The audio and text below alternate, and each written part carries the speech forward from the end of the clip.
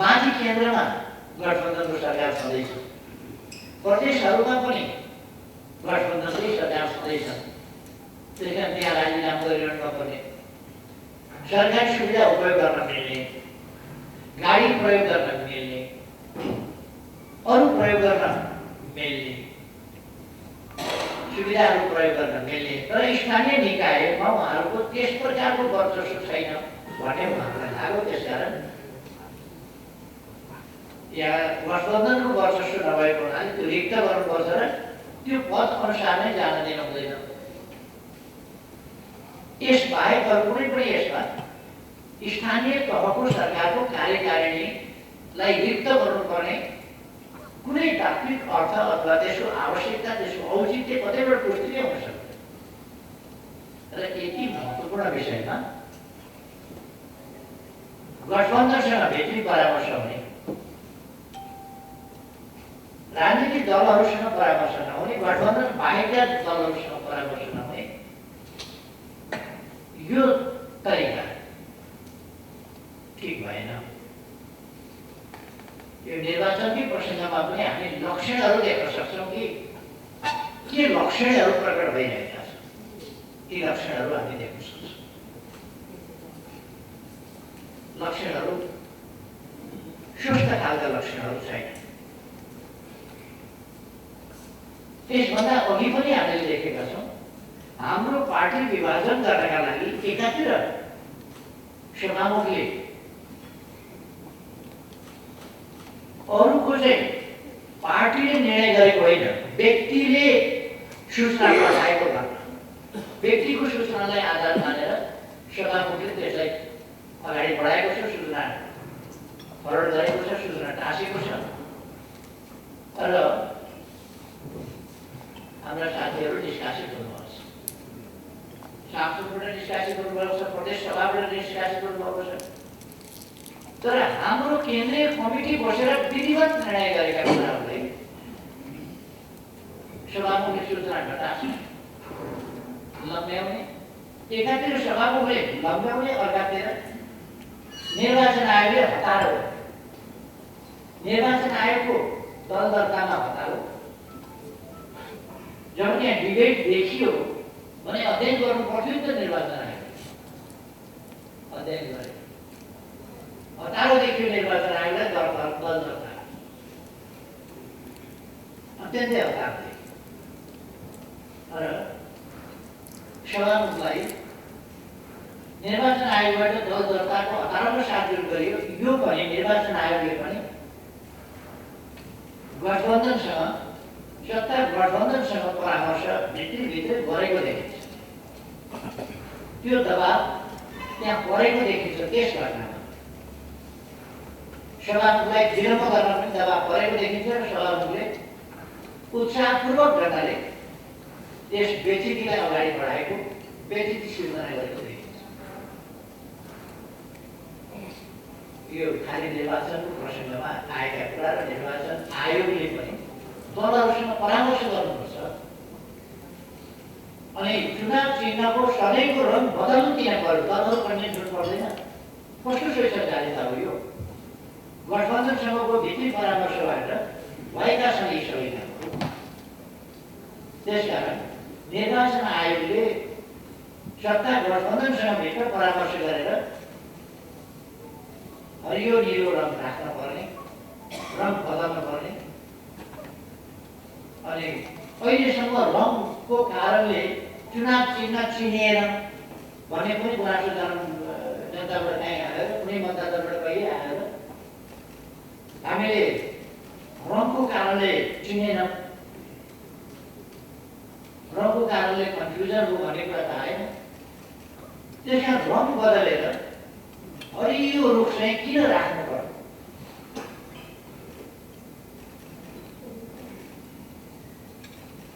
चिन्हमा हरियो रुख चाहिँ किन राख्नु पर्यो? यसपल्ट हामी मतपेटिका आँखाबाट ओझेल हुन मन्जुर गर्दैन, किनभने हामी षड्यन्त्रभित्र छौँ। हाम्रो आँखा अगाडि मतपेटिका हुनुपर्दछ। हाम्रो आँखा अगाडि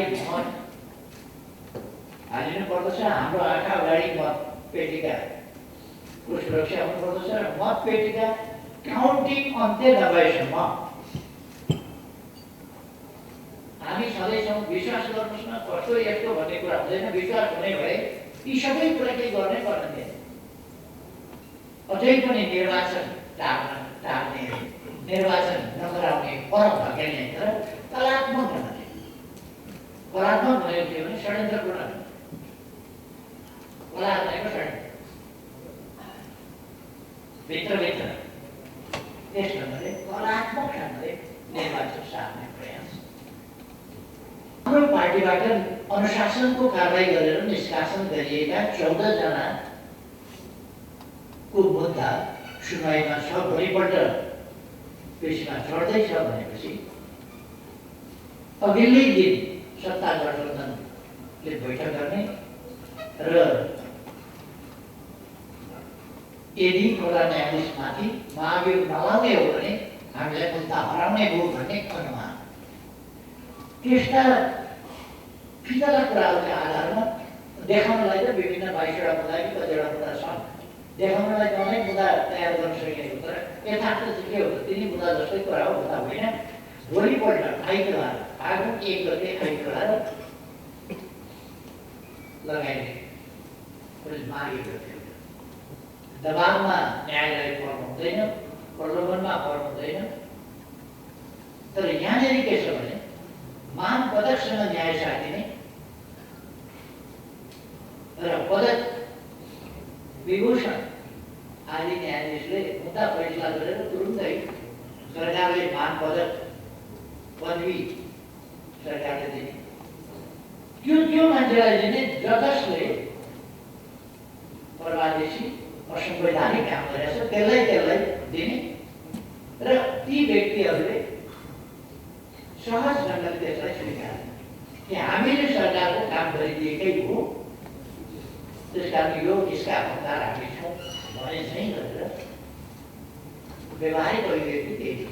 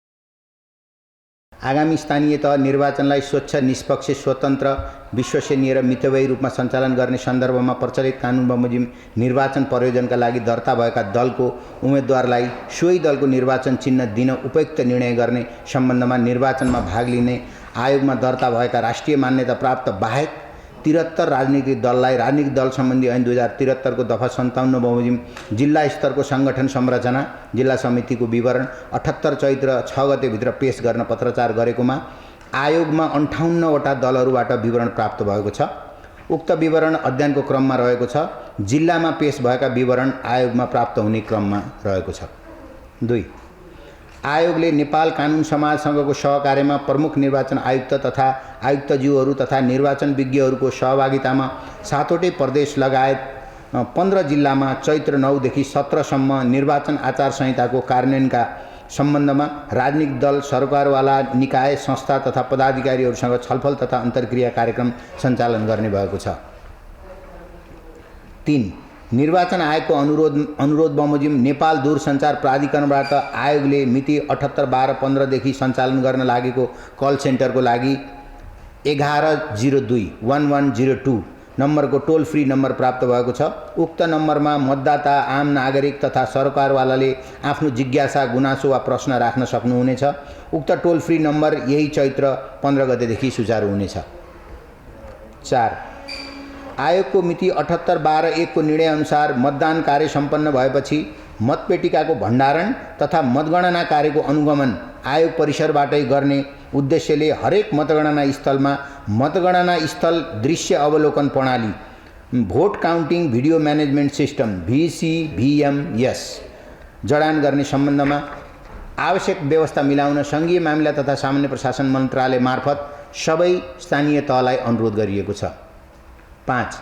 आयोगबाट आगामी स्थानीय तह निर्वाचनमा सुरक्षा व्यवस्थापनलाई प्रभावकारी बनाउने उद्देश्यले निर्वाचन सुरक्षा व्यवस्थापन निर्देशिका 2078 स्वीकृत गरी कार्यान्वयनमा ल्याएको छ। 6. स्थानीय तह निर्वाचन 2079 का लागि आयोगको मिति 78/12/4 को निर्णयअनुसार मिति 79 वैशाख 11 गतेबाट सुरु हुने गरी निर्वाचन कार्यक्रम स्वीकृत भएको छ। निर्वाचन आयोग संविधान बमोजिम निर्वाचनलाई स्वच्छ, स्वतन्त्र, विश्वसनीय र भयमुक्त वातावरणमा सञ्चालन गर्ने मूल दायित्व भएको संस्था हो र यो मैले भने बमोजिमको निर्वाचन गर्न र निर्वाचनमा उम्मेदवार भएका सबै एक्टरहरूलाई अथवा सबै उम्मेदवारहरूलाई इक्वल प्लेइङ फिल्ड उपलब्ध गराउन, समान मैदान उपलब्ध गराउनका लागि। किनभने जो हाल पदाधिकार हुनुहुन्छ, हाल बहालमा हुनुहुन्छ, उहाँहरू र बहाल नरहेको व्यक्तिले निर्वाचनमा प्रतिस्पर्धा गरिरहँदा बहाल रहेको पदाधिकारीले राज्यको स्रोत साधनलाई उपयोग गर्ने सक्ने सम्भावना रह्यो। त्यसो भए हुनाले त्यहाँ फेयर कम्पिटिसन नहुन सक्छ। त्यो फेयर कम्पिटिसन नहुने चाहिँ स्थिति देखेर आयोगले राजीनामा दिनुपर्छ भन्ने आचार संहितामा प्रावधान राखेको। यो चाहिँ आयोगले किन ल्यायो भन्ने विषय। अब यसको कानुनी आधार के छ जहाँसम्म भन्ने कुरामा उहाँहरूको योग्यताको सम्बन्धमा, उम्मेदवारको योग्यताको सम्बन्धमा संविधानको धारा 215(6), धारा 216(6) मा पनि योग्यताको विषयहरू उल्लेख गरिएको छ। त्यसैलाई लिएर स्थानीय तह निर्वाचन ऐनको दफा 11 मा योग्यता संविधानमै भएका कुराहरू छन् र 12 मा अयोग्यताको कुराहरू राखिएको छ र 12 को अयोग्यताको महलमा स्थानीय तहको कुनै पनि पारिश्रमिक भुक्तानी लिइरहेको व्यक्ति उम्मेदवारको लागि योग्य नहुने भनेर उल्लेख भएको छ र पारिश्रमिक भन्ने शब्दमा इस्यु उठेको छ र पारिश्रमिक भनिया छ अहिलेको पदाधिकारीले पारिश्रमिक लिनुभएको होइन भन्ने पनि प्रश्न उठेको छ र त्यो पारिश्रमिकलाई संविधानको धारा 306 ले परिभाषित गरेको छ। यहाँहरूले हेर्न सक्नुहुन्छ पारिश्रमिकको परिभाषाभित्र सुविधा पनि समेटिएको छ। संविधान हाम्रो मूल कानुन हो। संविधानमा पारिश्रमिकको परिभाषा त्यसरी गरिरहेको अवस्थामा पारिश्रमिक लिएको होइन सुविधा लिएको हो भन्ने कुरा सान्दर्भिक हुन्न होला, एउटा विषय। र अब अर्को कुरा स्थानीय तह निर्वाचन नियमावली 2073 को अनुसूची 1 मा उम्मेदवारले सार्वजनिक पदमा बहाल छैन, लाभको कुनै पनि पद मैले धारणा गरेको छैन भनेर मनोनयन पत्रमा सो घोषणा गर्नुपर्छ। यो 73 सालमा बनेको कानुन हो। त्यो बेलामा पदाधिकारी नभएकोले यो आकर्षित भएन, किनभने 73 मा त कोही पनि पदाधिकारी हुनुहुन्थेन। तर त्यो बेलादेखि यो प्रचलनमा छ, यसमा कुनै विवाद आएको छैन। र त्यो सो घोषणा उहाँहरूले गरिरहँदा पदमै बहाल रहेर लाभको पद धारणा गरेर पनि सो घोषणा गरिरहँदा भोलि उजुरी पर्ने हो भने उहाँहरूको उम्मेदवारी रद्द हुने सम्भावना थियो। त्यसो भए हुनाले त्योभन्दा अगावै यी सबै कानुनी व्यवस्थाहरूलाई मध्यनजर गरेर आयोगले आचार संहितामा यो व्यवस्था राखिदियो ताकि कसैले पनि त्यो कानुनी व्यवस्थाको बर्खिलाप हुने गरी उम्मेदवारी दिन नपरोस्। अथवा यदि उहाँहरूले यो व्यवस्था हामीले नगरेको भए ठुलो दुर्घटना हुन सक्थ्यो, धेरैजसो उम्मेदवारहरूको उम्मेदवारी रद्द हुने सम्भावना थियो भने अहिले आयोगले यो प्रावधान ल्याइदिएर सबैलाई एक खालको जागरण, एक खालको चाहिँ सबैलाई अवेरनेस भएको छ। यसले गर्दा अब भोलिका दिनमा यो राजीनामा दिएर मात्रै उम्मेदवारी दिने चाहिँ वातावरण बनेको छ र यसले अब काममा स्थानीय तहको काममा हेम्पर हुने कुराहरू पनि आइरहेछ। यो जम्मा 20-21 दिनको लागि राजीनामा दिनुपर्ने व्यवस्था हो। निर्वाचनको 2-4 दिन पछाडि नयाँ पदाधिकारी बहाल भइहाल्नुहुन्छ र रिक्त रहने व्यवस्था पनि रिक्त पनि रहँदैन, किनभने स्थानीय सरकार सञ्चालन ऐनमा कार्यवाहकको व्यवस्था गरेको छ। अध्यक्ष अनुपस्थित रहेको अवस्थामा उपाध्यक्ष पनि अनुपस्थित रहेको अवस्थामा कुनै एक सदस्यलाई कार्यवाहक दिनुपर्ने गरी कानुनी व्यवस्था छ। त्यसो भएको हुनाले सम्पूर्ण पालिका नै रिक्त हुन्छ र काममा बाधा पर्छ भन्ने आयोगले परिकल्पना गरेको छैन र त्यहाँ एउटा थाई संयन्त्र पनि छ, कर्मचारी संयन्त्र। एउटा कुनै पदाधिकारीले लिडरसिप लिनुहुन्छ र त्यो स्थायी कर्मचारी संयन्त्रबाट काम हुन्छ। हरेक निर्वाचन पश्चात निर्वाचन आयोगले निर्वाचन समीक्षा गर्छ र निर्वाचन आयोगले 74 देखि अहिलेसम्म विभिन्न खालका मतपत्रमा हुने चिन्ह तथा विवरणहरूको रङ फरक प्रयोग गरेको छ। हरियो, नीलो, रातो र कालो र यी सबै मतपत्रहरूमा निर्वाचन चिन्ह र विवरण प्रयोग गरिरहँदा निर्वाचन समीक्षामा विभिन्न सरकारवालाहरूबाट पछिल्लो स्थानीय तहको निर्वाचनमा नीलो सेतो मतपत्रमा नीलो निर्वाचन चिन्ह र विवरण हुँदा र नीलो नै स्वस्तिक छाप हुँदाखेरि गणनामा अस्पष्टता भयो र मतदाताले पनि आफूले गरेको मत सङ्केत स्पष्ट रूपमा मैले जहाँ मत सङ्केत गर्न चाहेको त्यहाँ पर्यो कि परेन भन्ने कुरा पनि अस्पष्ट भयो भन्ने एक खालको फिडब्याक। त्यसपछि त्यसैका आधारमा विभिन्न प्राविधिकहरूको समिति गठन गरेर प्राविधिकहरूबाट प्राप्त प्राविधिक सुझाव समेतका आधारमा यिनै विषयहरूलाई सम्बोधन गर्न आयोगले सेतो कागजमा हरियो रङको निर्वाचन चिन्ह र विवरणहरू छाप्ने र नीलो मसीको स्वस्ति छाप लगाउने। त्यसो गर्दाखेरि कलर कन्ट्रास्ट भएर स्पष्ट रूपमा गणना गर्न सजिलो होस्, गणना मैत्री र मतदाता मैत्री होस् भन्ने उद्देश्यले यो चाहिँ कायम गरेको एउटा विषय।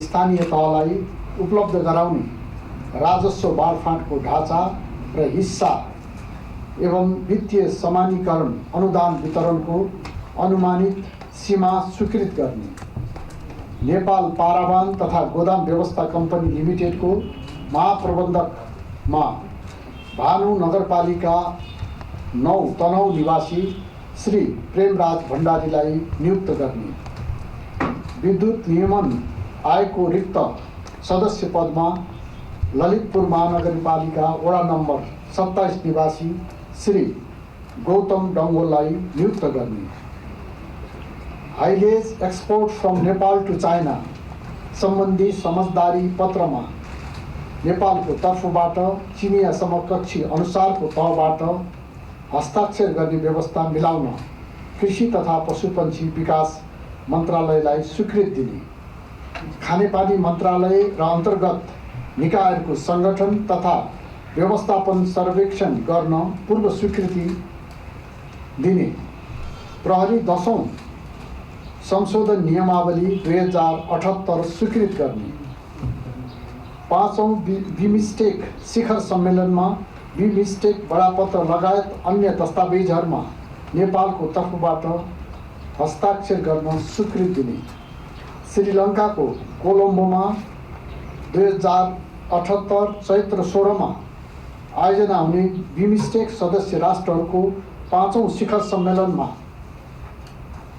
सम्माननीय प्रधानमन्त्रीज्यूबाट भर्चुअल रूपमा सहभागिता जनाउन र बिमस्टेक मन्त्रीस्तरीय बैठक र बिमस्टेक परराष्ट्र सचिव वरिष्ठ पदाधिकारीहरूको बैठकमा क्रमशः माननीय परराष्ट्र मन्त्री तथा परराष्ट्र सचिव स्तरीय प्रतिनिधिमण्डलले भौतिक रूपमा सहभागी जनाउन नेपाली प्रतिनिधिमण्डल गठन गर्ने, साबिक विराटनगर नगर विकास समितिको क्षेत्र संशोधन गरी हालको विराटनगर महानगरपालिकाको 4 किल्ला भित्र सीमित रहने गरी नगर विकास ऐन 2045 को दफा 4 बमोजिम विराटनगर नगर विकास समिति गठन गर्ने, कैलालीको धनगढीमा एकीकृत फोहोर मैला व्यवस्थापन र फोहोर पानी प्रशोधन केन्द्र निर्माणको कार्य अगाडि बढाउन स्वीकृति दिने,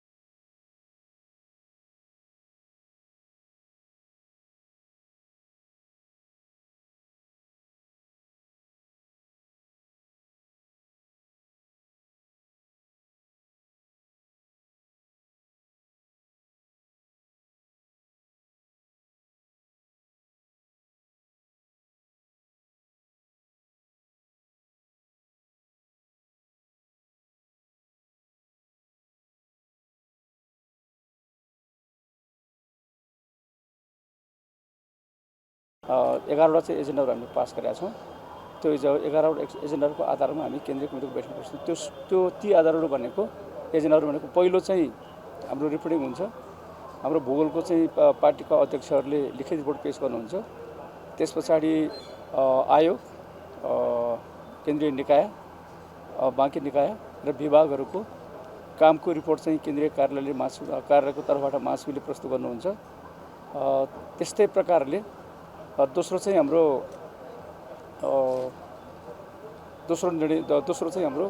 रिपोर्टिङ पछि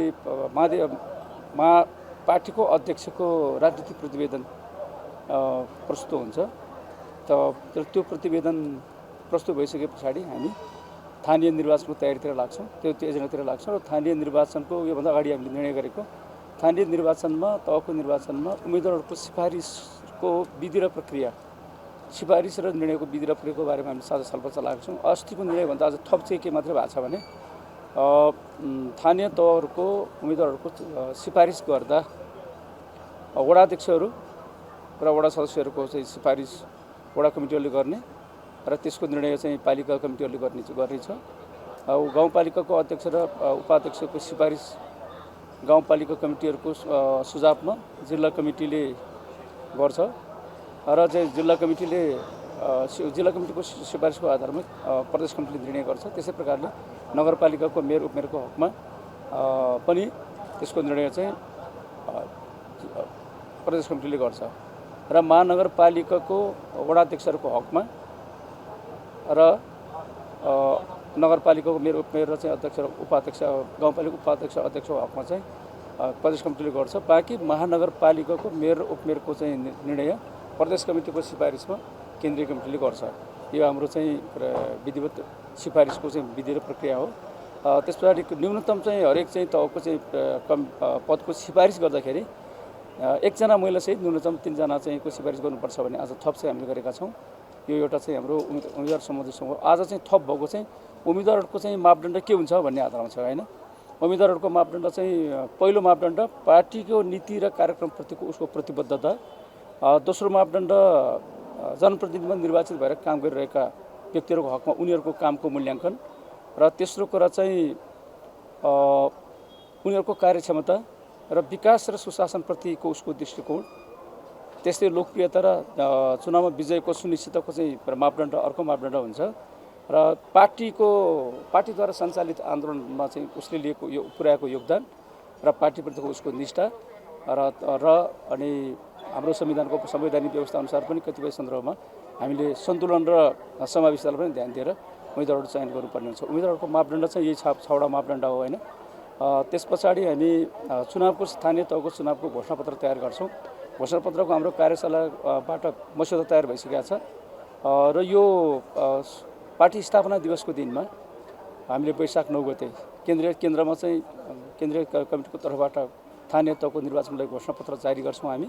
त्यही दिनमा चाहिँ प्रत्येक पालिकामा 753वटै पालिकाहरूमा चुनावी प्रतिबद्धता पत्र पनि सार्वजनिक गर्छौँ हामी र यसरी चाहिँ के अरे चुनावको चाहिँ घोषणापत्र प्रतिबद्धता पत्र तयार गरिसके पछाडि स्थानीय तहको चुनावमा चाहिँ केन्द्रीय नेताहरूको भूमिका के हुन्छ भन्ने सवालमा पनि हामीले चाहिँ अर्को चाहिँ एजेन्डा पास गरिरहेको छौँ। त्यो भनेको चाहिँ स्थानीय तहको निर्वाचनमा आफ्नो विभागीय या चाहिँ अरू कामहरू बाहेक त्यो काममा असर नपर्ने गरेर सबै जुन भूगोलमा चाहिँ उसको मतदाता छ आफू मतदाता रहेको भूगोलमा रहेर यो पार्टी कामको निर्वाचनमा चाहिँ पार्टीको नेतृत्व गर्ने, पार्टी कामको समन्वय गर्ने काम चाहिँ गर्नुहुनेछ हाम्रो केन्द्रीय कमिटीको सबै सदस्यहरूले भन्ने चाहिँ छ र पार्टीको क्यालेन्डर निर्धारण गर्ने र पार्टी स्थापना दिवस मनाउने। पार्टी स्थापना दिवस मनाउँदाखेरि अघि नै भने जस्तो केन्द्रमा चाहिँ घोषणापत्र जारी गर्ने त्यही दिनमा, प्रदेशको स्थानीय तहमा पालिकाहरूमा 753 पालिकाहरूमा उसको प्रतिबद्धता पत्र चाहिँ जारी गर्ने र त्यही दिनमा चाहिँ हाम्रो ज्येष्ठ नागरिकहरूको सम्मान गर्ने दिन पनि हुन्छ। पालिका लेभल पनि हुन्छ, त्यो केन्द्रीय लेभल पनि हुन्छ र यसबाहेक चाहिँ हाम्रो के अरे सचिवालयले गरेको निर्णयको अनुमोदन हुन्छ र अनि बाँकी विविधमा पार्टी प्रविष्टिहरूको व्यवस्थापनको जिम्मा हामीले सबै चाहिँ तल कमिटीहरूबाट गरिरहेको व्यवस्थापन र अभिलेखीकरणको जिम्मा केन्द्रीय सङ्गठन विभागलाई दिन्छौँ। त्यस्तै प्रकारले तल्लो कमिटीहरू, प्रदेश कमिटी, जिल्ला कमिटीहरूले चाहिँ माग गरे अनुसारको विधानको व्यवस्थाको परिधिभित्र रहेर विभागहरू गठन गर्ने चाहिँ अनुमति चाहिँ माथिबाट दिन्छौँ। त्यसैले आफ्नो धारणा राख्नुभयो एजेन्डाहरूको बारेमा पनि र अहिले उहाँहरू लागिरहेको केही विषय पनि राख्नु भएको छ होइन। यद्यपि आज हाम्रो यी सबै विषयमा चाहिँ भनाइहरू राख्ने विषय होइन, हाम्रो केन्द्रीय कमिटी बैठकमा त्यस विषयमा छलफल हुन्छ। तर आज हामीले त्यो कुराहरू त्यसबारेमा चाहिँ हाम्रो एजेन्डा नै भएको हुँदैन, छलफल गराएको छैनौँ। तर हाम्रो चाहिँ धेरै केन्द्रीय कमिटीको सदस्यहरूले चुनावी चाहिँ तालमेल गरेर जाने चाहिँ सन्दर्भमा चाहिँ केही न केही ठोस अवधारणा बनाउनु पऱ्यो, दृष्टिकोण लिनु पऱ्यो, कार्यक्रम नीति लिनु पऱ्यो भन्ने छ होइन। हामी सामान्यतया चाहिँ हाम्रो अहिले एकदम चाहिँ हल्ला खल्ला गरेर सारा चाहिँ नीतिगत निर्णय गरेर हामी चाहिँ वाम एकताको तालमेल गऱ्यौँ या चाहिँ फलाना चाहिँ तालमेल गऱ्यौँ या लोकतान्त्रिक तालमेल गऱ्यौँ भन्ने ठाउँमा हामी पुग्दैनौँ। हामी सायद होइन, हामी आफ्नै शक्तिमा विश्वास गर्छौँ।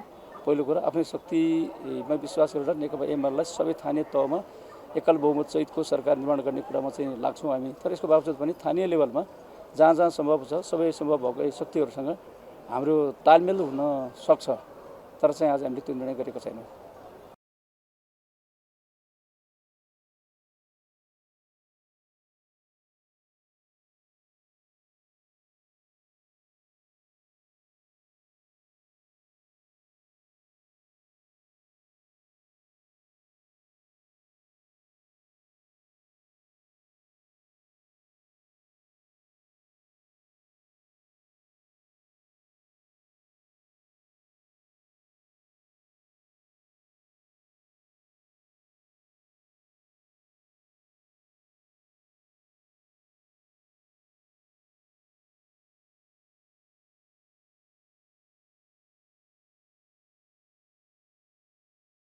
उमेर ढलिसकेपछि उहाँले जति काम गर्नु नेपालमा सायद कसैले गर्न सकेका छैन।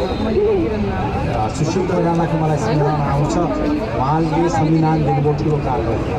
तर गिरिजा प्रसाद कोइरालाले आफ्नो जीवनभर सङ्घर्षपूर्ण जीवनमा बिताउनु। पहिले उहाँले सङ्गठनको बागडोर आफ्नो हातमा लिनुभयो र ठाउँ ठाउँमा गएर सङ्गठनलाई विस्तार गर्ने योगदान गिरिजा प्रसाद कोइरालाको छ।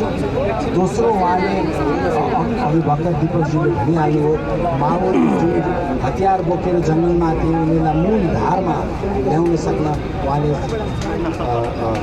सफलताका साथ अवतरण गराउनु। तेस्रो कुरो राजतन्त्रलाई हटाएर गणतन्त्र स्थापना गर्ने पनि गिरिजाबाबुको ठुलो देन थियो।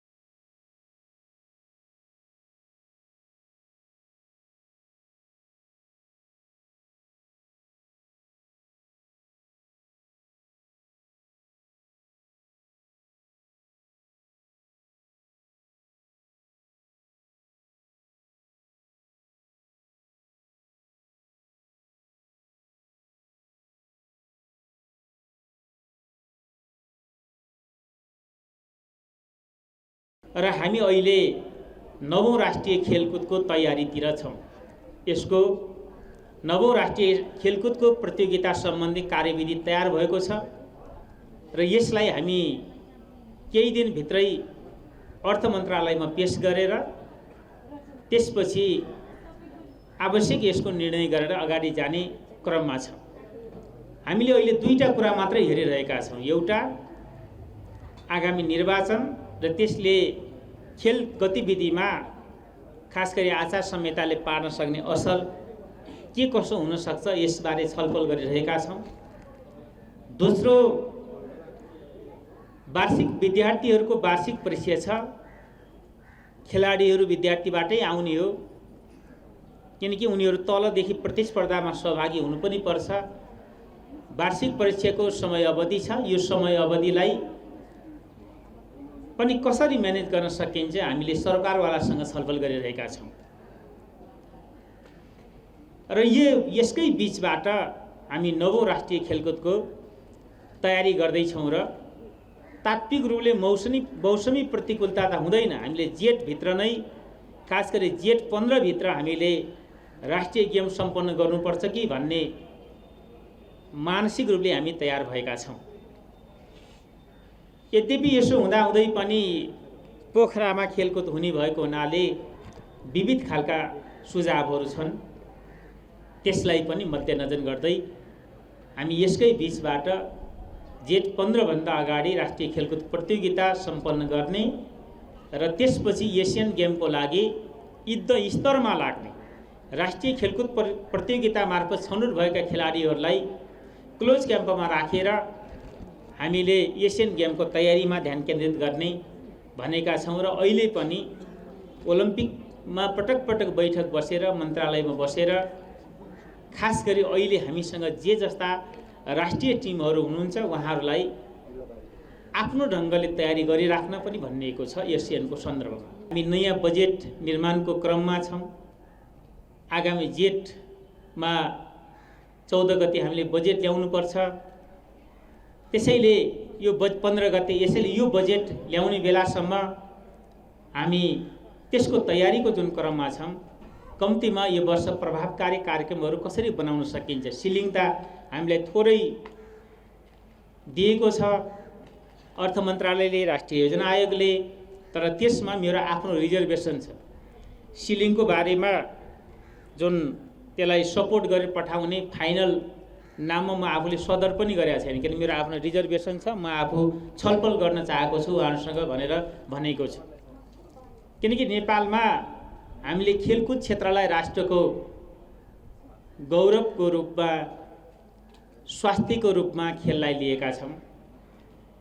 तर खेल क्षेत्रको हाम्रो लगानी हेर्यो भने असाध्यै दयानाक अथवा दर्दनाक खालको छ, दया लाग्ने खालको छ।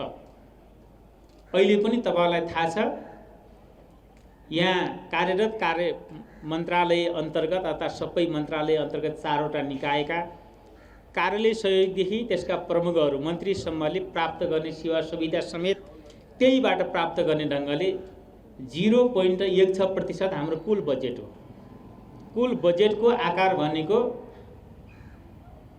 यति आकारमा त 0.16% आकार ओगटेको छ, जसबाट के खेल क्षेत्रको विकास हामीले गर्न सकौँला